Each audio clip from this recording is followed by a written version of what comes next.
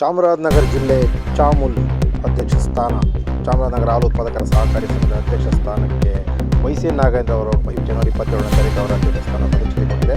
7 ನಿರ್ದೇಶಕರುಗಳು ಅವರ ವಿರುದ್ಧ ಸಲ್ಲಿಸಿದ ಅವಿಶ್ವಾಸಕ್ಕೆ ಜಯ ಸಿಕ್ಕಿದೆ.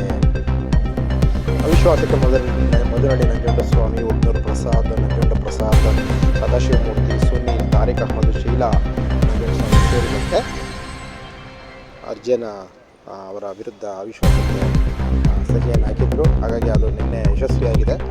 ಇದಕ್ಕೆ ಶೋಭಾ ಅವರು, ಶ್ರೀಮತಿ ಶೋಭಾ ಎಆರ್ ಅವರು ಈ ಸಂದರ್ಭದಲ್ಲಿ ಹಾಜರಿದ್ದು 7 ನಿರ್ದೇಶಕರ ಅವಿಶ್ವಾಸ ಮಂಡನೆ ಬಗ್ಗೆ ಸಭೆಯನ್ನು ನಡೆಸಿದರು. 1 ಗಂಟೆವರೆಗೆ. ಈ ಸಂದರ್ಭದಲ್ಲಿ ಹೊಸ ನಿರ್ದೇಶಕರಾದಂತಹ ರಾಜ್ಕುಮಾರ್ ಅವರು ಸಹ ಉಪಸ್ಥಿತರಿದ್ದರು.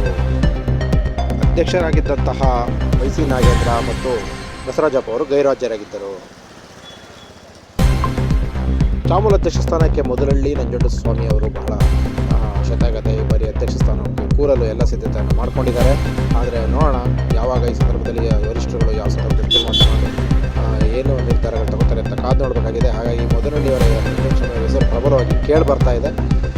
ಈ ಬಾರಿ ಈಗಾಗಲೇ ನಂಜುಂಡ ಪ್ರಸಾದ್ ಅಧ್ಯಕ್ಷರಾಗಿದ್ದರು, ಮೈಸೂರು ಭಾಗದಿಂದ ಗುರುಬಾಲಪುರ ಅಧ್ಯಕ್ಷರಾಗಿದ್ದರು, ಕಂದೂರು ತಾಲೂಕಿಂದ ವೈಸಿ ನಾಗೇಂದ್ರವರು ಅಧ್ಯಕ್ಷರಾದರು. ಈಗ ಕೊಳ್ಳೇಗಾಲದಲ್ಲಿ ತಾಲೂಕಿನಲ್ಲಿ ನಂಜುಂಡಸ್ವಾಮಿಯವರ ಹೆಸರು ಪ್ರಬಲವಾಗಿ ಕೇಳಿ ಬರ್ತಾ ಇದೆ.